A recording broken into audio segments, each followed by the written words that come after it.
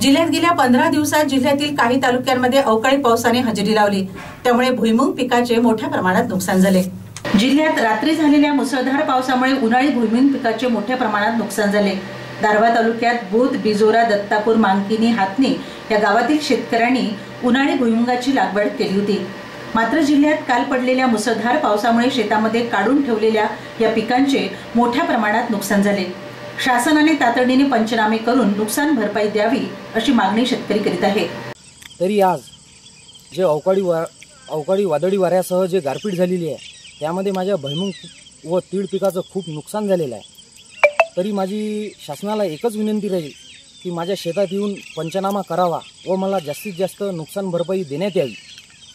माझे शेत हे दारव्हा तालुक्यात बोध शिवारात आहे आणि माझ्या शेतात हे भुईमुगाचं पीक होतं आणि आज रोजी अवकाळी पाऊस झालेला आहे। तर अवकाळी पावसामुळे माझ्या भुईमुग पिकाचं हे खूप प्रमाणात नुकसान झालेलं आहे।